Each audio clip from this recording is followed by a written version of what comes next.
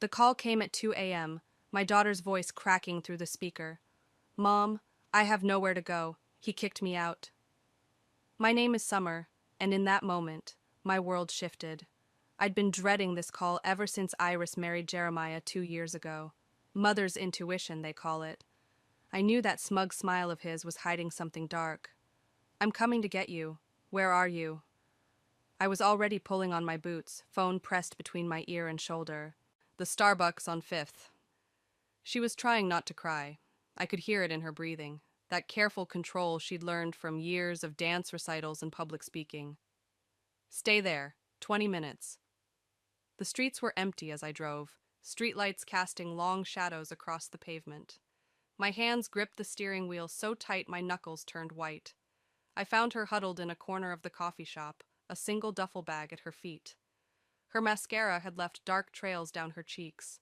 Baby girl, I whispered, pulling her into my arms. She smelled like rain and desperation. He said I was nothing without him, she mumbled into my shoulder, that I'd never make it on my own, that everything I have is because of him. The fury rose in my chest like a tide. Tell me what happened. I found messages on his phone. He's been seeing someone from work. When I confronted him, he laughed. Actually laughed, Mom. Said I should be grateful for everything he's given me. Then he told me to get out. My phone buzzed. A text from Ava. Is she okay? I can come over. I typed back quickly. Got her. Come tomorrow. The drive home was quiet, broken only by Iris's occasional sniffles. I watched her from the corner of my eye, seeing shadows of myself 20 years ago. The same broken spirit, the same shame. But I had something now that I didn't have then. Power. At home, I made her chamomile tea, the same way I did when she had nightmares as a child. She curled up on my couch, looking so young in her oversized sweater. You can stay as long as you need, I said, sitting beside her. But there's something I need to tell you. She looked up, those green eyes so much like mine. What is it? Remember that summer I worked extra shifts at the diner, when you were 6? She nodded slowly. You were never home. Ava was so little, we stayed with Aunt Regina a lot. I wasn't just working at the diner. I took a deep breath. I made an investment. A friend had this startup idea, something about cloud computing. I put everything I had into it, sold my car, took out a loan. Everyone said I was crazy. Mom, what are you saying? That company is worth billions now. I own 8% of Tech Cloud Solutions. The teacup slipped from her hands, spilling across the carpet. Neither of us moved to clean it up. But you still live in this house. You drive a Honda. I kept it quiet.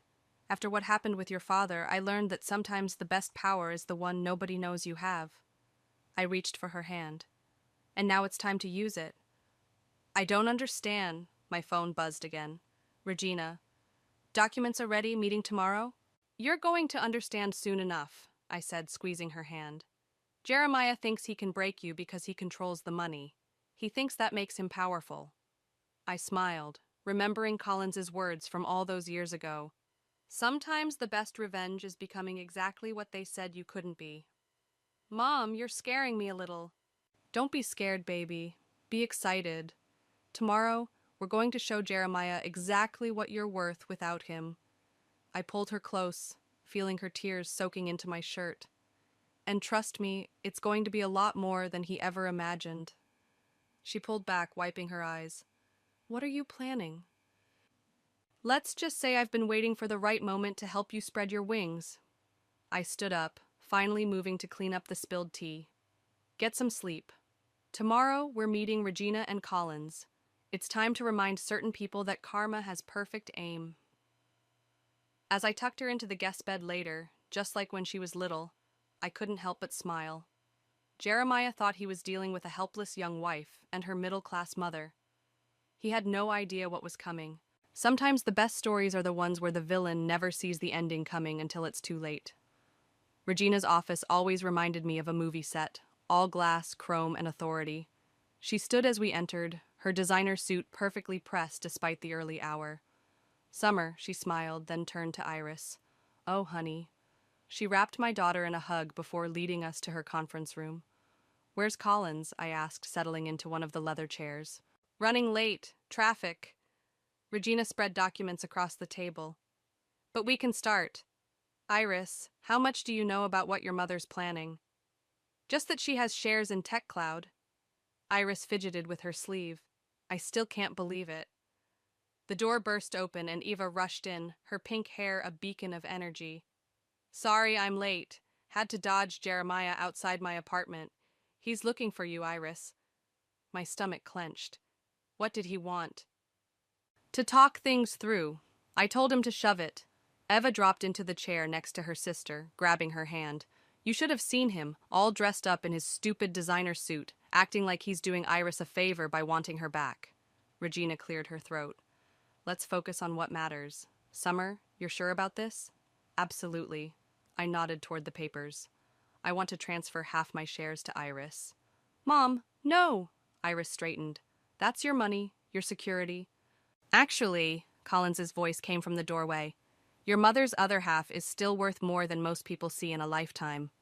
He strode in, looking exactly like the tech CEO he was in his casual blazer and jeans. The company's value doubled last quarter. Regina pulled out a calculator. At current market value, the transfer would make Iris worth approximately $47 million, Collins finished. The room went silent. Eva's mouth hung open. Iris gripped the table edge like she might faint. That's impossible, Iris whispered. That's technology stocks for you, Collins grinned. Your mother was one of our first investors. Believed in us when nobody else would. But the paperwork needs to be perfect, Regina interrupted. Jeremiah might try to claim part of it in the divorce. No, he won't, I said firmly, because this transfer happened before any divorce proceedings. Right, Regina? She smiled that shark-like smile I loved. Exactly. And I've backdated everything appropriately. Completely legal. Just strategic. Ava bounced in her seat. Oh my God, Iris. You're going to be richer than him. This is better than any revenge fantasy I've ever had. It's not about revenge, I said, even though part of me knew that wasn't entirely true. It's about making sure my daughter never feels powerless again. Collins leaned forward. The press release goes out tomorrow. TechCloud Solutions announces new major shareholder. We'll handle it delicately, but Jeremiah will see it, Iris finished, a small smile playing at her lips. He'll see it while eating his morning bagel, Eva cackled. I want to be there when he chokes on it. Regina pushed the papers toward Iris. Are you ready for this? It's not just money, it's responsibility, publicity, power. Iris picked up the pen, her hand trembling slightly. Will you help me, all of you? Every step of the way, I promised. Then yes. She signed her name with surprising steadiness. I'm ready. One more thing, Collins added, sliding over a business card. I know a fantastic real estate agent.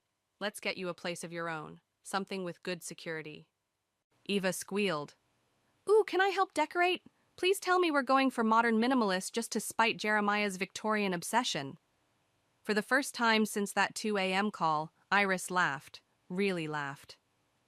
Actually, I was thinking Art Deco. Perfect, Regina smiled. Now, let's talk about the press strategy. Iris, you'll need media training. My phone buzzed. A text from Jeremiah. Summer, tell Iris to stop being childish and come home. This is embarrassing. I showed it to Regina, who smirked. Oh, he has no idea what embarrassing feels like. Yet. As the others discussed interview techniques and investment strategies, I watched my daughter.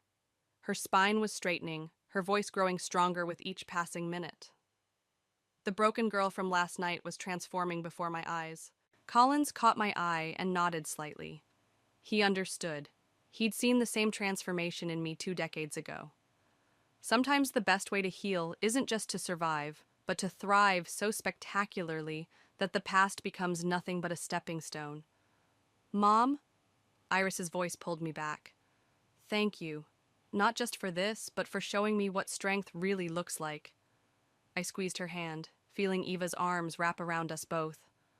Just remember, I said softly, the best revenge isn't just success, it's success with grace. But looking at Jeremiah's text again, I had to admit. The success part was going to be pretty satisfying, too. The doorbell rang at exactly 7:30 p.m. I knew it was Jeremiah before I opened the door, only he would show up at dinner time expecting the world to accommodate his schedule. Where is she? He didn't wait for an invitation, trying to push past me into the house. I blocked his path. Not here. Don't lie to me, Summer. His perfectly tailored suit couldn't hide the rage simmering beneath his polished exterior. Her car's in your driveway. And you're trespassing on my property. I kept my voice steady, remembering Collins's warning about staying calm and documenting everything. My phone was already recording in my pocket. I know what you're doing, he snarled, stepping closer, filling her head with ideas about independence. She needs me. She's nothing without... Careful, I interrupted. You might want to think very carefully about your next words. He laughed, that same dismissive laugh Iris had described. Or what? You'll call the police? On me? Do you know who I am in this town? Do you know who I am? That threw him for a moment. I saw uncertainty flicker across his face. You're a waitress who got lucky with a house inheritance, he sneered, recovering. Don't pretend. Mom? Eva's voice came from behind me. Everything okay? Regina's on the phone, wants to know if we should call security. Jeremiah's face reddened. You've got her sister involved now, too. This is a private matter between me and my wife. Soon-to-be ex-wife, Eva shot back. And unlike you, we actually care about Iris. This is ridiculous. He pulled out his phone. I'm calling my lawyer. Good idea, I smiled. I'm sure Pierce would love to explain tomorrow's news to you early. That stopped him cold. What news? You'll find out soon enough. I started closing the door. Now get off my property before I press charges for harassment. This isn't over, he growled, but he was already backing away. Tell Iris she's making a huge mistake. The only mistake she made was marrying you, Eva called after him. Once he was gone, I let out a breath I didn't know I'd been holding. Eva hugged me tight. That was badass, Mom. My phone buzzed. Collins calling. Summer, security cameras caught everything. Want me to send a team to watch the house? No need, I replied, watching Jeremiah's car disappear down the street. But save that footage. Already done. How's Iris holding up? At the new apartment with Regina, preparing for tomorrow. I closed the front door, double-checking the locks. Remember when we first met? When I was just a waitress with a crazy idea about investing in your startup? He chuckled. You weren't just a waitress. You were the only person who read my entire business plan and asked actual intelligent questions. That's why I offered you shares instead of just taking your money. Jeremiah just called me a waitress who got lucky. Well, Collins's voice hardened. He's about to learn how wrong he is. The press release goes live at 9 a.m. Regina's got 3 interviews lined up for Iris next week. The story of a young woman breaking free and becoming a tech industry power player? The media's going to love it. Eva, who was listening on speaker, grinned. Can we please record his reaction when he sees it? Actually, Collins said, I have something better. My assistant just forwarded me an interesting email. Seems Jeremiah's been embezzling from his firm. Not much, but enough to raise eyebrows if anyone were to look closely. My stomach dropped. Collins, no, we're not going there. Mom's right, Eva said. We need to be better than him. Fine, Collins sighed, but I'm keeping the information just in case. After hanging up, I found myself staring at an old photo on my wall. Iris at her wedding, beaming up at Jeremiah. She looked so hopeful, so certain of her future. My phone buzzed again. A text from Jeremiah. You have no idea what you're starting. Back off now, or everyone will know what really happened in Seattle 15 years ago. Eva read the text over my shoulder. Mom? What's he talking about? I felt the blood drain from my face. Nothing. An old story. It doesn't matter. But my hands were shaking as I typed a response to Collins. We need to talk. About Seattle. Eva touched my arm. Mom, you're scaring me. It's nothing, I repeated, but even I didn't believe it anymore. Just old ghosts. My phone lit up with Iris's face. Mom, Regina just showed me the final press release. Are you sure about this? Once it goes public? I'm sure, I said, pushing Seattle to the back of my mind. Are you? Yes, she said firmly. I'm ready to show him who I really am. I ended the call, trying to ignore the growing knot in my stomach. Tomorrow would change everything. I just hoped the past stayed where it belonged. But Jeremiah's text glowed ominously on my screen, a reminder that some secrets refuse to stay buried. The news broke like a tsunami. By 9:15 a.m., Iris's phone wouldn't stop ringing, and my social media was flooded with friend requests from people I hadn't heard from in decades. Look at this. Eva thrust her phone at us over breakfast in Iris's new penthouse apartment. Unknown waitress's daughter becomes tech industry power player overnight. They're calling you a modern Cinderella story, sis. Iris barely looked up from her laptop.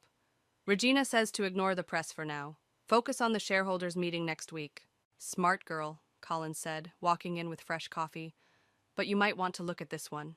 He turned on the TV, where Jeremiah's face filled the screen. My wife is going through a difficult time, he was saying to a reporter outside his office. These recent business developments are concerning, and I'm worried about her mental state. I just want her to come home so we can work things out. Eva threw a muffin at the TV. Mental state? Are you kidding me? It's a classic move, Regina said, entering with a stack of papers. Trying to paint her as unstable to discredit her, but we're ready for that. She handed Iris a document. Your statement for the press conference this afternoon. Press conference? I asked, alarmed. Mom, we talked about this, Iris said gently. I need to show I'm capable and confident. No hiding. My phone buzzed. Another text from Jeremiah. Last chance, Summer. Seattle. Think about it. Collins caught my expression. Everything okay? Fine, I lied, deleting the message. Just nervous about the press conference. The elevator dinged and Pierce, our lawyer, strode in. We've got a problem. Jeremiah's filing for an emergency hearing, claims Iris is being manipulated and demands a psychiatric evaluation. He what? Iris stood so quickly her chair toppled backward. It won't stick, Regina assured her. But we need to respond quickly. Pierce, draft a counter motion. Eva, get those photos of Jeremiah threatening your mom last night. Collins, we need the security footage. Already uploading, Collins nodded. My phone rang, an unknown number. When I answered, the voice was familiar, though I hadn't heard it in 15 years. Summer? We need to talk about Seattle. I stepped onto the balcony, closing the door behind me. Marcus, how did you... Jeremiah's people contacted me. They're digging. If this gets out... It won't. I cut him off. That case was sealed. Cases can be unsealed. People can talk. Are you sure you want to do this to your daughter? I watched through the glass as Iris practiced her statement, standing tall and confident. I'm not doing anything to her. I'm helping her. Like you helped me? His voice turned bitter. Just think about it, Summer. Some secrets should stay buried. The call ended. When I turned around, Collins was watching me. Seattle? He asked quietly. Don't, I warned.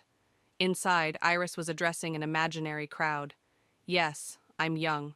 Yes, this is sudden. But I've earned my place here, and I intend to use this position to help other women find their voice and their value. Eva cheered. Perfect. Jeremiah's going to lose it when he sees this. As if on cue, the elevator dinged again. This time, Jeremiah himself stepped out. Security breach, Collins snapped into his phone. Penthouse level. Get out. Regina moved toward him, but Jeremiah held up his hands. I just want to talk. Iris, baby, please. Whatever they're telling you. They're telling me the truth. Iris's voice was steady. That I'm worth more than your mind games. That I deserve better than your lies. Lies? He laughed that horrible laugh again. Ask your mother about lies. Ask her about Seattle. Ask her what really happened to... That's enough. I stepped between them. Security's on their way up.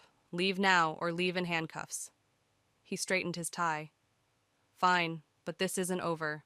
The hearing's tomorrow at 9. Hope you're ready to explain everything, Summer. Everything. After he left, the room was silent. Eva looked between Iris and me. Mom? What was he talking about?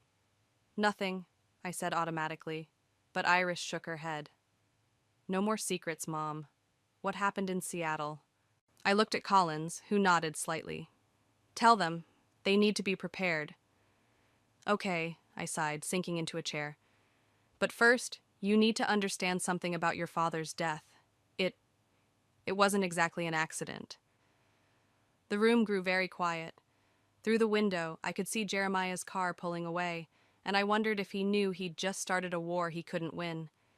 Because some secrets, once revealed, don't destroy you. They set you free. Your father was a good man, I began, watching my daughters' faces carefully, until he wasn't. Mom, Eva whispered, what are you saying? He started drinking, heavily. One night in Seattle, I gripped the armrests. He tried to kill me. I fought back. He fell down the stairs. Iris covered her mouth. But the police report said... Marcus was the responding officer, Collins interrupted. He knew your mother, knew what she'd been through. He helped make it look like an accident. To protect us, I added quickly. You girls were so young. I couldn't let you grow up with that story. Regina placed a hand on my shoulder. The statute of limitations has long passed. They can't prosecute you for self-defense now. But they can destroy my reputation, I said. And yours, Iris. Daughter of killer takes control of tech giant. Jeremiah knows exactly what he's doing. Let him try. Eva stood up, fierce and protective. Mom, you protected us then. Let us protect you now. The elevator dinged again. This time Pierce rushed in, waving papers. Emergency hearing's been moved up. Judge wants to see everyone in an hour. What? Regina grabbed the documents. They can't do that. They did. Jeremiah's lawyer claimed immediate psychological danger to Iris. Iris laughed bitterly. The only danger to my mental health was being married to him. Get dressed, Regina ordered. Everyone. Court clothes. We're doing this now. The next hour was a blur of activity. By the time we entered the courthouse, reporters lined the steps. Mrs. Baker, they shouted at Iris. Is it true you're having a breakdown? Ms. Parker, she corrected firmly, using her maiden name. And I've never been more clear-headed. Inside, Jeremiah waited with his lawyer. He smirked when he saw me. Ready to tell the truth, Summer? Are you? Collins stepped forward. Because I have some interesting documents about your firm's finances. Jeremiah's smirk faltered. The judge, an older woman named Martinez, called us to order. Jeremiah's lawyer spoke first, painting a picture of a vulnerable young wife led astray by her manipulative mother. And we have evidence, he announced, that Mrs. Parker has a history of violence. Objection, Pierce stood. Irrelevant and prejudicial. I'll allow it, Judge Martinez said, but tread carefully. Jeremiah's lawyer produced a sealed file. Seattle, 2008. A suspicious death ruled an accident. Your Honor, Regina interrupted, if opposing counsel is attempting to introduce sealed records from another jurisdiction... I have the unsealing order right here, the lawyer smiled. My heart stopped. But before he could continue, Iris stood up. Your Honor, may I speak? The judge nodded. My mother protected me from an abusive father when I was a child. Now she's protecting me from an abusive husband. The only difference is, this time, I'm old enough to stand up and say, enough. Mrs. Baker, Jeremiah's lawyer started. Ms. Parker, Iris corrected again, and I'm not finished. You want to talk about mental stability? Let's talk about how my husband threatened my mother yesterday. How he's trying to use a 15-year-old tragedy to maintain control. How he told me I was worthless without him. She pulled out her phone, playing the security footage from her mother's house. Jeremiah's threats echoed through the courtroom. Your Honor, Pierce stood, we have evidence of a clear pattern of emotional and financial abuse. Mr. Baker's emergency petition is nothing more than an attempt to maintain control over my client's newly acquired assets. Judge Martinez studied Jeremiah, who was turning redder by the second. Mr. Baker, do you have anything to say? This is all manipulation, he sputtered. They're trying to steal what's rightfully mine. Nothing was ever yours, Iris said quietly. That's what you never understood. The judge removed her glasses. I've heard enough. Petition denied. Furthermore, I'm issuing a temporary restraining order against Mr. Baker, 300 feet from both Ms. Parker and her mother. This isn't over. Jeremiah stood up, pointing at me. I'll make sure everyone knows what you did. Mr. Baker, Judge Martinez's voice cracked like a whip. One more word and you'll be held in contempt. Bailiff, please escort him out. Outside, the reporters waited, but this time Iris was ready. Yes, my mother killed my father, she announced clearly. She did it defending herself from a drunk man trying to murder her. She did it protecting her children, and now she's helping me protect myself. That's not manipulation, that's love. The cameras flashed as Jeremiah was led out a side door, his face twisted with rage. Well, Colin said quietly, I guess Seattle's not a secret anymore. No, I agreed, watching my daughter stand tall before the press. But neither is her strength. Eva squeezed my hand. You okay, Mom? I nodded, feeling lighter than I had in 15 years. Sometimes the truth hurts less than the secrets we keep to protect it. But as we left the courthouse, I couldn't shake the feeling that Jeremiah had one more card to play, and knowing him, it would be his cruelest move yet. We should call it Phoenix Rising, Eva suggested, sprawled across Iris's new office couch. 2 weeks had passed since the courthouse showdown, and we were brainstorming names for Iris's foundation. Too cliché, Regina said, not looking up from her laptop. We need something stronger. Iris paced by the floor-to-ceiling windows. What about the Worth Project? Simple, direct. I like it, I nodded, but before I could say more, Collins burst into the room. Turn on the news. Now. Regina grabbed the remote. Jeremiah's face filled the screen, standing at a podium. My heart breaks for my wife, he was saying, his voice trembling perfectly. First, the trauma of losing her father so young, then being raised by the woman who killed him. The cycle of violence and manipulation. That snake, Eva threw a pillow at the TV. But what truly concerns me, Jeremiah continued, is the money. Where did Summer really get the funds to invest in TechCloud? The timing coincides perfectly with several unsolved bank robberies in Seattle. The room went silent. He's trying to trigger an SEC investigation, Collins said quietly. If they freeze the assets during an investigation. Everything stops, Regina finished. The foundation, the transfers, all of it. My phone rang. Marcus again. Summer, turn on the news. Already watching. What's he talking about? What bank robberies? There were 3 right before you invested with Collins. Your husband's death, then the robberies, then your sudden move. Some detectives been connecting dots that aren't there. But that's insane, I protested.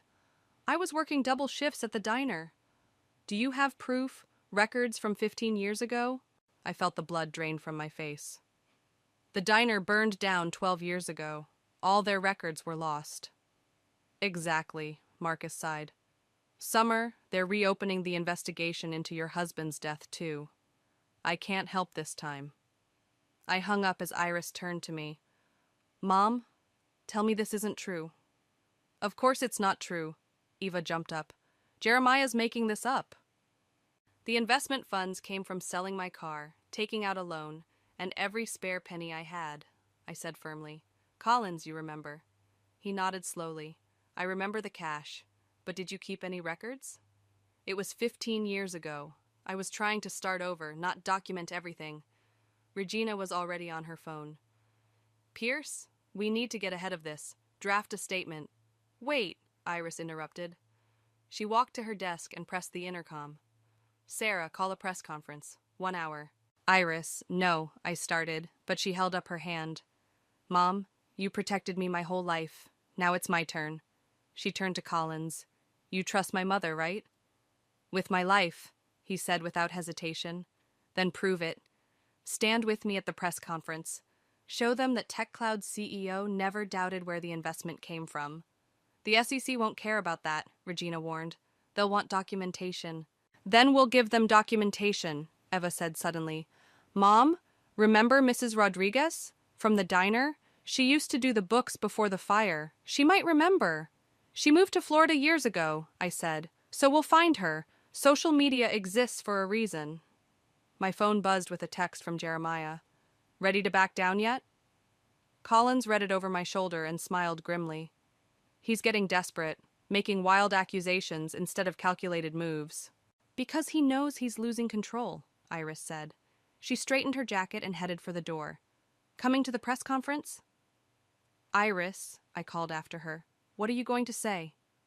She turned back, and for a moment I saw such strength in her eyes it took my breath away. I'm going to tell them that my mother taught me the most valuable lesson. Sometimes the people who try to destroy you are the ones most afraid of your power. Ava linked her arm through mine. Found her. Mrs. Rodriguez is in Tampa, still running a diner. I'll have my jet ready in an hour, Collins offered. First the press conference, Regina said. Then Tampa. As we headed down to face the media circus, I felt strangely calm. Jeremiah thought he could bury us in lies and accusations. But he forgot one thing. The truth doesn't need perfect documentation to be true. Mom? Iris squeezed my hand as the elevator descended. Whatever happens, I want you to know something. Everything I am, everything I'm becoming, it's because you showed me how to rise from the ashes. Speaking of rising, Eva grinned, I still vote for Phoenix Rising. We all laughed, and for a moment, the weight of Jeremiah's accusations lifted. He could throw all the mud he wanted. Some things are simply unshakable, like the truth, like family, like love. But as the elevator doors opened to a sea of flashing cameras, I saw him standing there, smirking. And I knew this battle was far from over. The Tampa diner looked exactly like the one I used to work in, right down to the neon "open" sign flickering in the window. Mrs. Rodriguez hadn't changed either. Same kind eyes, same no-nonsense expression. Summer? She squinted through her reading glasses. My God, is that really you? Hi, Rosa, I smiled, sliding into a booth. I need your help. She listened as I explained everything. Iris, Jeremiah, the accusations. When I finished, she stood up without a word and disappeared into the back room. Mom, Eva whispered. What if she doesn't? Here. Mrs. Rodriguez returned with a battered shoebox. I kept everything when the diner burned down. Call it a habit from growing up under a dictatorship. Always keep papers that prove your truth. Inside were payroll records, bank deposit slips, even my original work schedule showing the double shifts. My phone buzzed. Regina. SEC agents are here. Where are you? Found it, I texted back, snapping photos of the documents. Sending proof now. Mrs. Rodriguez patted my hand. I remember those days, Summer. How hard you worked. No one who knew you then would believe these lies. The diner's TV suddenly caught our attention. Breaking news banner. Tech Cloud CEO Collins steps down amid investigation. What? Eva grabbed her phone. That wasn't part of the plan, Collins answered on the first ring. Had to do it, Summer. They were going to suspend trading of our stock. This way the company's protected while we fight. Fight what? I demanded. Jeremiah's lawyer just submitted surveillance footage from Seattle, the night before the robberies.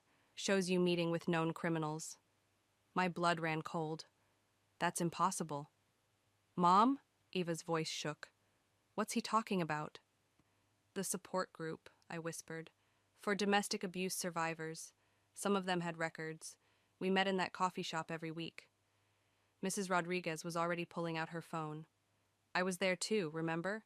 I drove you to those meetings. I'll testify. But the hits kept coming. Regina called next. Jeremiah's pushing for an emergency shareholders meeting, trying to force Iris out.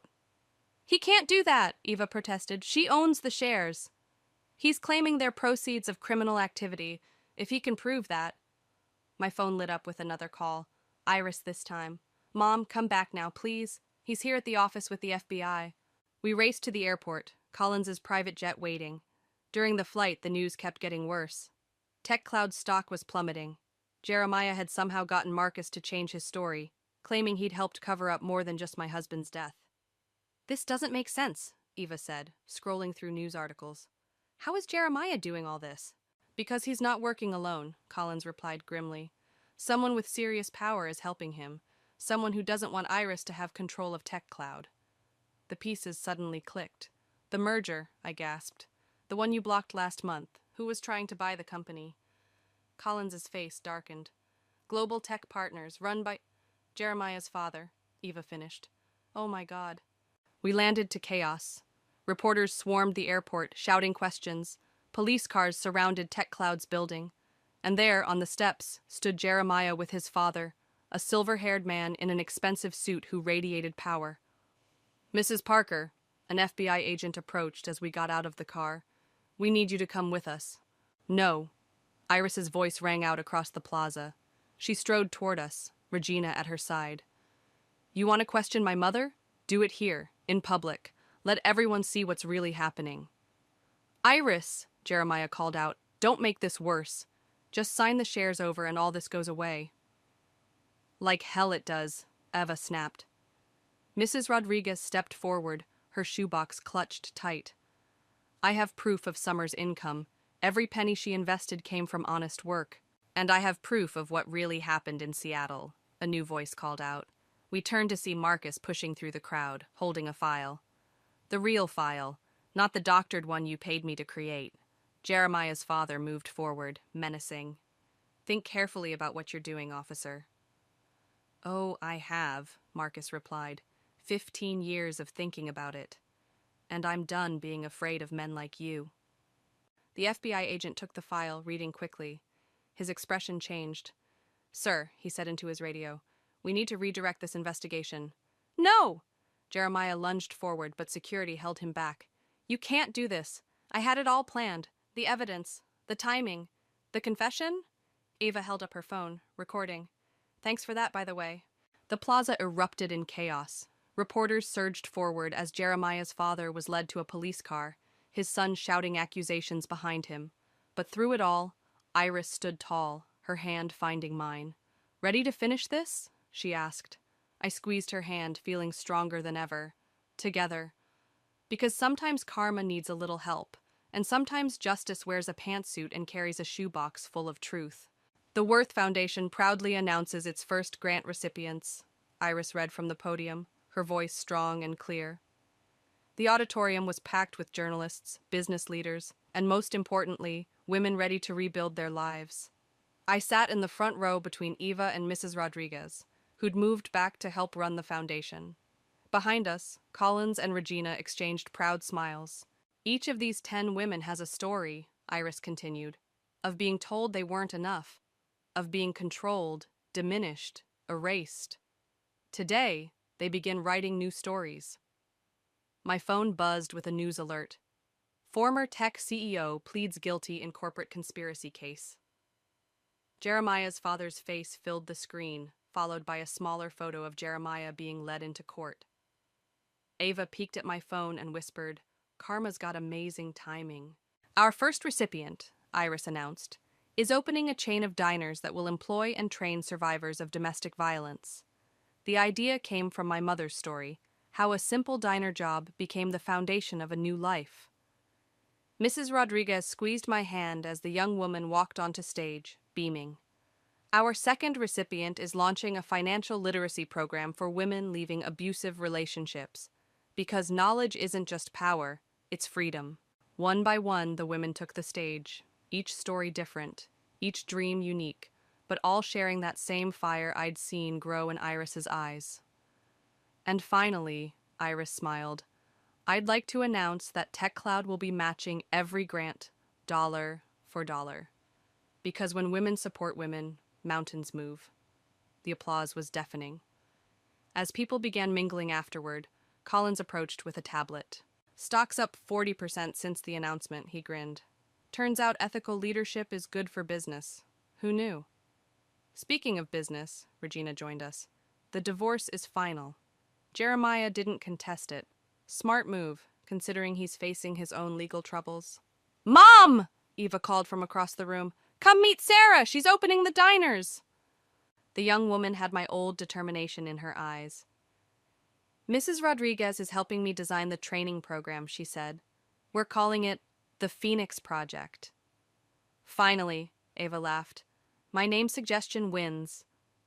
"Actually," Iris appeared beside us, "that was my suggestion. I just let you think it was yours." "Sneaky," Eva hugged her sister. "You're learning." A reporter approached, notebook ready. "Ms. Parker, how does it feel knowing your mother's story inspired all this?" Iris looked at me, her eyes shining. My mother taught me that true strength isn't in hiding our scars, but in helping others heal theirs. Everything here today? It's just the beginning. The reporter turned to me. And you, Mrs. Parker? How does it feel seeing your daughter turn personal tragedy into community triumph? Before I could answer, Marcus walked in, now wearing his detective's badge again. Sorry to interrupt, but I thought you'd want to see this. He handed me an envelope. Inside was a letter from the Seattle Police Department, officially closing my husband's case. Self-defense, justified. No further investigation needed. 15 years, I whispered. Some truths take time, Marcus said, but they always surface. Mom, Iris touched my arm. You okay? I looked around the room, at Ava chatting with grant recipients, at Mrs. Rodriguez sharing diner management tips, at Collins and Regina discussing expansion plans, at my daughter standing tall and proud, no longer anyone's victim. I'm better than okay, I smiled. I'm free. We all are. Good, Iris grinned, because we have work to do. The foundation's getting applications from all over the country. The world, actually, Regina corrected, showing us her tablet. We've gone viral. Women everywhere want to be part of this. Then we better get started, I said. As we gathered for a group photo, I felt something I hadn't experienced in years. Pure, uncomplicated joy. Jeremiah had tried to shame us with the past, but instead he'd helped us build a future. Every accusation, every threat had only made our foundation stronger. Ready? The photographer called. Wait, Eva ran over. Family should be together.